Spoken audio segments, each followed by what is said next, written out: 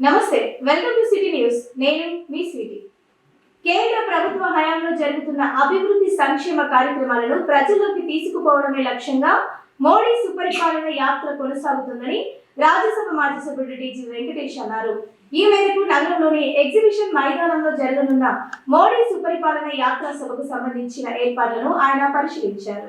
నగరంలోని ఎగ్జిబిషన్ మైదానంలో జరగనున్న అటల్ మోదీ సుపరిపాలన యాత్ర బహిరంగ సభకు సంబంధించిన ఏర్పాట్లను రాజ్యసభ మాజీ సభ్యులు టీజీ వెంకటేష్ పరిశీలించారు. ఈ సందర్భంగా జరిగిన కార్యక్రమంలో బీజేపీ నాయకులు, కార్యకర్తలు అధిక సంఖ్యలో పాల్గొన్నారు. ఈ సందర్భంగా రాజ్యసభ మాజీ సభ్యులు టీజీ వెంకటేష్ అటల్ మోడీ సభకు సంబంధించిన ఏర్పాట్లను దగ్గరుండి పరిశీలించారు. బహిరంగ సభకు సంబంధించి ఏర్పాట్లలో మార్పులు, చేర్పులను సూచించారు. బహిరంగ సభ ఏర్పాట్లను ఇలాంటి లోటుపాట్లు లేకుండా చక్కగా చేయాలని సూచించారు. ఈ సందర్భంగా రాజ్యసభ మాజీ సభ్యులు టీజీ వెంకటేష్ మాట్లాడుతూ, ప్రధానమంత్రి నరేంద్ర మోదీ ఆధ్వర్యంలో దేశంలో జరుగుతున్న అభివృద్ధి సంక్షేమ కార్యక్రమాలను ప్రజలకు వివరించడమే ధ్యేయంగా ఈ బహిరంగ సభను నిర్వహించడం జరుగుతోందని తెలిపారు. మాజీ ప్రధాని అటల్ బిహారీ వాజ్పేయి శత జయంతి సందర్భంగా ఆయన విగ్రహాన్ని నగరంలో ఆవిష్కరించడం జరుగుతుందన్నారు.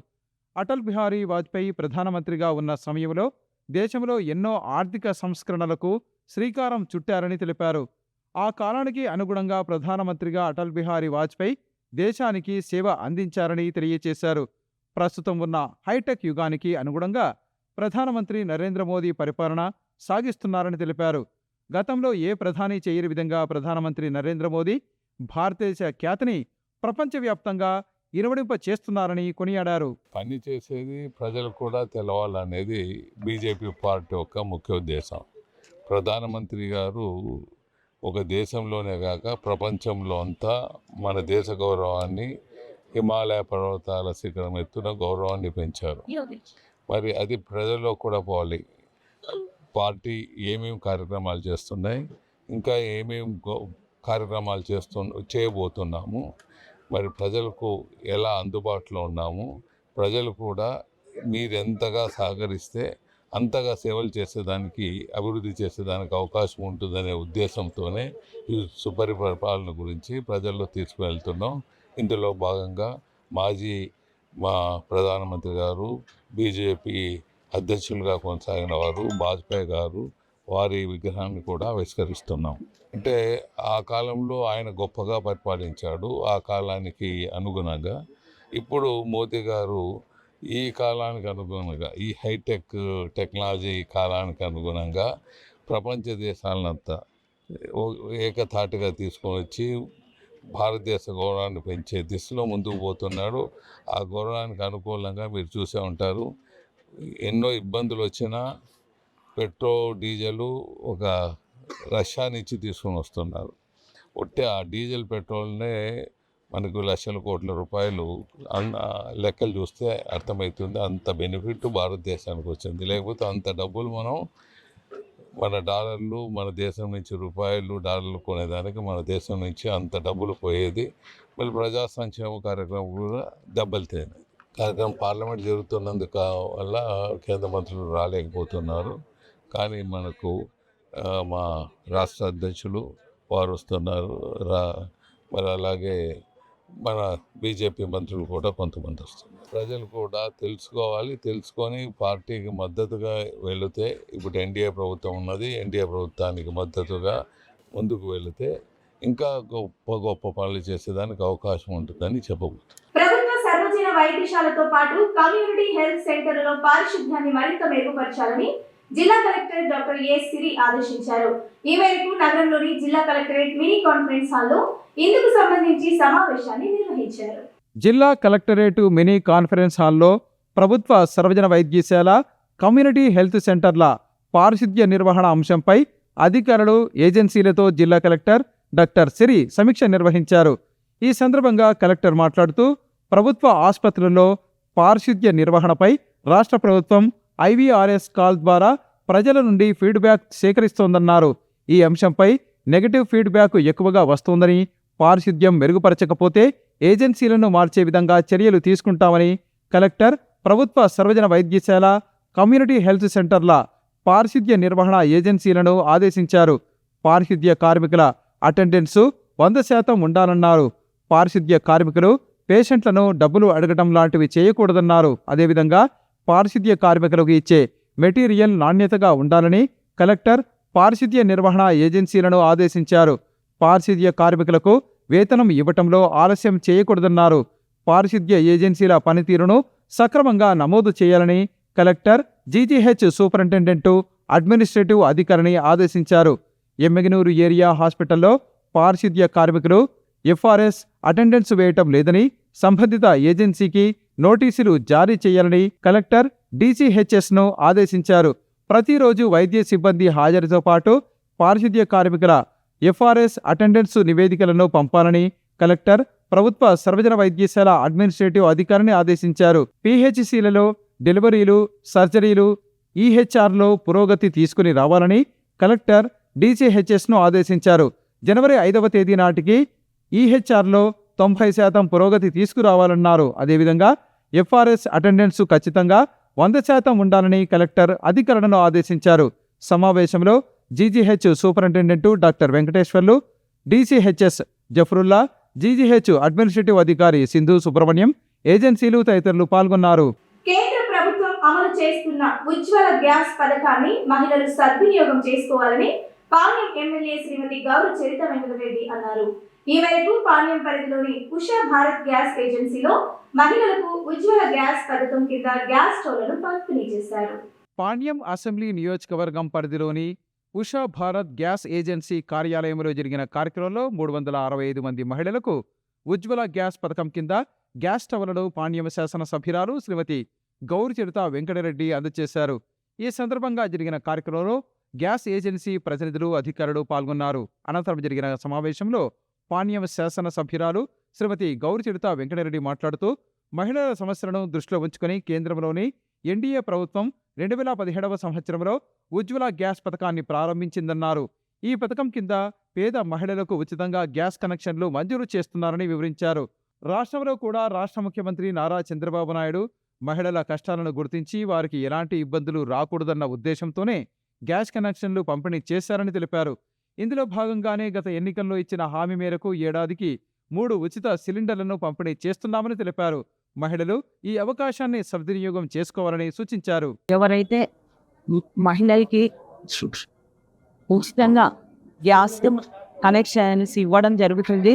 ముఖ్యంగా ఇది సెంట్రల్ గవర్నమెంట్ 2017లో దీన్ని శాంక్షన్ చేసింది. అప్పుడే మన స్టేట్ గవర్నమెంట్ కూడా ఈ స్కీమ్ని స్టార్ట్ చేయడం జరిగింది. ఈరోజు ఈ ఉజ్వల కనెక్షన్ కింద 365 మంది మహిళలకి ఈ గ్యాస్ కనెక్షన్స్ ఇస్తూ ఉన్నాం. ముఖ్యంగా ఏదైతే గతంలో కూడా చంద్రబాబు నాయుడు మొట్టమొదట ఈ మహిళలకి గ్యాస్ పొయ్యిలు, సిలిండర్లు ఇవ్వాలన్న ముఖ్య ఉద్దేశంతో ఈ కార్యక్రమానికి శ్రీకారం చుట్టడం జరిగింది. ఎందుకంటే మహిళలంతా కట్టెల పొయ్యిల మీద వంట చేయడం వల్ల వాళ్ళ కళ్ళకు పొగకు పోయి కళ్ళు పాడు కావడము, అంతేకాకుండా ఆ పొగంతా మన గొంతు ద్వారా ఊపిరితిత్తులకు చేరి ఆ లంగ్స్ కూడా పాడయి అనారోగ్య పాలవుతున్నారన్న ఉద్దేశంతో ఈ కార్యక్రమానికి శ్రీకారం చుట్టడం జరిగింది. తప్పకుండా ప్రతి ఒక్క కుటుంబానికి సంవత్సరానికి 3 గ్యాస్ సిలిండర్లు ఉచితంగా ఇవ్వడం జరుగుతుందని ఆ రోజు హామీ ఇవ్వడం జరిగింది. కూటమి ప్రభుత్వం ఇచ్చిన హామీ మేరకే ప్రతి ఒక్క కుటుంబానికి సంవత్సరానికి 3 గ్యాస్ సిలిండర్లను ఉచితంగా అందజేస్తూ ఉంది. దానిలో భాగంగానే సెంట్రల్ గవర్నమెంట్ కూడా ఒక్కొక్క గ్యాస్ సిలిండర్కు 300 రూపాయలు అందజేస్తూ ఉంది. కాబట్టి అందరూ ఈ అవకాశాన్ని సద్వినియోగం చేసుకోవాల్సిందిగా నేను కోరుతా ఉన్నా. రాష్ట్రంలో క్రీడా రంగాన్ని మరింత అభివృద్ధి చేసేందుకు వీలుగా ప్రతి మండల కేంద్రంలో ఒక స్పోర్ట్స్ హాస్టల్ను ఏర్పాటు చేయాల్సిన అవసరం ఉందని రాజ్యసభ మాజీ సభ్యులు టీజీ వెంకటేష్ అన్నారు. ఈ మేరకు నగరంలోని స్పోర్ట్స్ అథారిటీ మైదానంలో ఏర్పాటు చేసిన భూషణ్ రావు స్మారక బాస్కెట్బాల్ పోటీలను ఆయన ప్రారంభించారు. భూషణ్ రావు స్మారక బాస్కెట్బాల్ ఇన్విటేషన్ టోర్నమెంటును రాజ్యసభ మాజీ సభ్యులు టీజీ వెంకటేష్ ముఖ్య అతిథిగా హాజరై ప్రారంభించారు.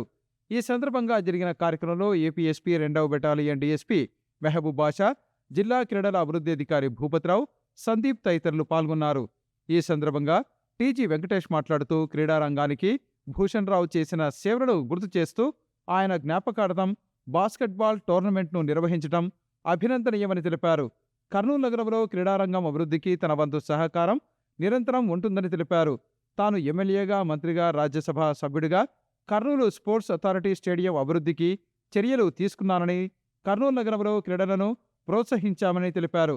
అవుట్డోర్ స్టేడియంలో ఇండోర్ స్టేడియం నిర్మాణంతో పాటు తాండ్రపాడు, ఏపీఎస్పీ బెటాలియన్ తదితర ప్రాంతాల్లో స్టేడియంలను నిర్మించామని వివరించారు.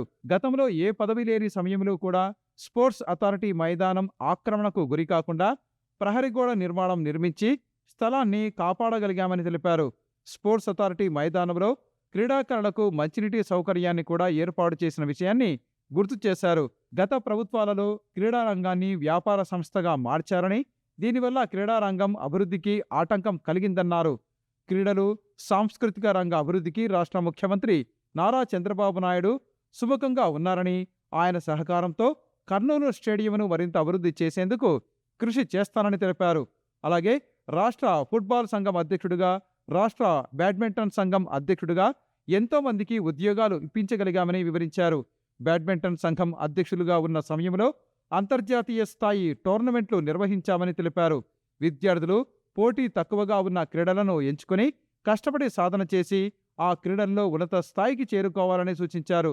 ప్రతి మండల కేంద్రంలో స్పోర్ట్స్ హాస్టల్స్ నిర్మిస్తే క్రీడారంగం మరింత అభివృద్ధి చెందుతుందని, మన దేశం ప్రపంచంలోనే నెంబర్ 1 స్థానానికి చేరుతుందన్నారు. విద్యార్థులు క్రీడల్లో సాధనతో పాటు పౌష్టికాహారాన్ని తీసుకోవటం వల్ల ఆయా క్రీడల్లో మరింత రాణించేందుకు అవకాశం ఉంటుందని, ఆరోగ్యంగా ఉండవచ్చని వివరించారు. ఎట్టి పరిస్థితుల్లోనూ క్రీడాకారులు చెడు అలవాట్లకు గురికాకుండా మంచి అలవాట్లతో, క్రమశిక్షణతో క్రీడల్లో రాణించాలని ఆయన సూచించారు. ముఖ్యంగా ప్రతి ఒక్కరి జీవితంలో విద్యార్థి జీవితం ఎంతో ముఖ్యమైందని, ఈ విషయాన్ని గుర్తించి ముందుకు సాగాలని రాజ్యసభ మాజీ సభ్యులు టీజీ వెంకటేష్ ఆకాంక్షించారు. పిల్లలు మీరందరూ తెలుసుకోవాల్సింది, స్పోర్ట్స్ క్రీడలు అభివృద్ధి చేయాలా అని అందరూ మాట్లాడతారు. కానీ అది ఎందుకో అది వ్యాపార సంస్థగా గత ప్రభుత్వంలో చేయటం జరిగింది. ఎప్పుడు వ్యాపార సంస్థగా దీన్ని మార్చేశారో ఇక్కడ వచ్చే ఫండ్స్ కూడా అన్ని విజయవాడకి వెళ్ళిపోతున్నాయి. ఇక్కడ ఏదైనా కార్యక్రమాలు చేయాలంటే కూడా ఇబ్బందులు ఉన్నాయి. దశల వారుగా ఈ స్టేడియం కట్టాను. మినిస్టర్గా ఉన్నప్పుడు ఇండోర్ స్టేడియం కట్టించాను, ఎమ్మెల్యేగా ఉన్నప్పుడు ఇవి కట్టించాను, ఏమీ లేనప్పుడు ఇది కాపాడేదానికి కాంపౌండ్ వాల్ కట్టించాము. బెటాలియన్లో కూడా ఒక స్టేడియం వచ్చేదానికి కృషి చేశాను. మరి తాండ్రపాడులో కూడా ఒక పెద్ద స్టేడియం కట్టించేది కొద్దిగా ఈజీగా ఉన్నా నడపడం చాలా కష్టం. అది వితౌట్ ఫండ్స్ లేకుండా నడపడం ఇంకా కష్టంగా ఉంటుంది. సో చాలా స్టేడియంలో ఈవెన్ తాగేదానికి నీళ్లు కూడా ఉండవు. ఇక్కడ ఏదో నీళ్ళు ఏర్పాటు చేశాము. మరి ఇక్కడ బిల్డింగ్ మెయింటెనెన్స్ లేకుండా ఉండే హాస్టల్స్ కూడా ఇబ్బందులు పడుతున్నాము. ఎప్పుడైనా అవకాశం ఉన్నప్పుడు ఇండియా ప్రభుత్వాన్ని మళ్ళీ పోయి రిక్వెస్ట్ చేసి, ఎందుకంటే ఇవంతా ఎలక్షన్ మేనిఫెస్టో కింద వచ్చేస్తున్నాయి చాలా కార్యక్రమాలు. దానికి సంబంధించి వేలాది కోట్ల రూపాయలు దానికి ఖర్చు పెట్టేస్తున్నారు. దీన్ని కూడా కొద్దిగా ఇవ్వాలి, దీన్ని కూడా ప్రోత్సహించాలని ప్రభుత్వం నుంచి రావటం లేదు. కాబట్టి ఇది state government policy, central government కాదు. చంద్రబాబు గారు డ్రీమ్స్ దండిగా ఉన్నాయి. స్పోర్ట్స్, కల్చరల్ యాక్టివిటీస్ డెవలప్ చేయాలని. ఈరోజు భూషణ్ ఎందుకు గుర్తుపెట్టుకుంటున్నామంటే ఆయన చేసిన స్పోర్ట్స్కు ఇన్వాల్వ్మెంట్ కానీ, ఎస్పెషలీ బెటాలియన్, పోలీస్ వర్గాల్లో కూడా వాళ్ళని కూడా చైతన్యం చేసి వాళ్ళతో కూడా స్పోర్ట్స్, బాస్కెట్బాల్ ఇవంతా యాక్టివిటీస్ నడపటం. ఎందుకంటే ఇవి మేము డైరెక్ట్గా మీకు హెల్ప్ చేయకుండా కొన్ని విషయాల్లో స్టేట్ ఫుట్బాల్ అసోసియేషన్ ప్రెసిడెంట్ ఉన్నప్పుడు కొన్ని వందల మందికి ప్రభుత్వ ఉద్యోగాలు ఇప్పించగలిగాను మన ప్రాంతం వారికి. అలాగే స్టేటు బ్యాడ్మింటన్ అసోసియేషన్ అది గత 20 సంవత్సరాలు, ఇది ఒక 20 సంవత్సరం బ్యాడ్మింటన్ వరల్డ్ టోర్నమెంట్స్ కండక్ట్ చేస్తున్నాను. అప్పుడు కూడా చాలా మంది ఉద్యోగాల అవకాశం కల్పించాను. అంటే మీకు ఈ బాస్కెట్బాల్ కొన్ని స్పోర్ట్స్లో కాంపిటీషన్ తక్కువ ఉంటుంది కాబట్టి మీరు నెంబర్ 1 ఎదిగేదానికి అవకాశాలు ఉంటాయి. సో ఎక్కడ పోటీలు తక్కువగా ఉంటాయో అక్కడ మీరు వెళ్ళి నెంబర్ 1 అయ్యేదానికి అవకాశాలు ఉంటాయి. కాబట్టి మీరు చేరాలి. వాళ్ళు మిమ్మల్ని ఎంతో కష్టపడి చదివిస్తున్నారు. మరి అటువంటి కష్టానికి ఫలితం మీరు చదివితే బాగుంటుంది. బ్యాడ్ హ్యాబిట్స్ పోవద్దండి. బ్యాడ్ హ్యాబిట్స్ పోయినా అంటే జీవితం ఉండటం ఒకటే, లేకుండా ఒకటే.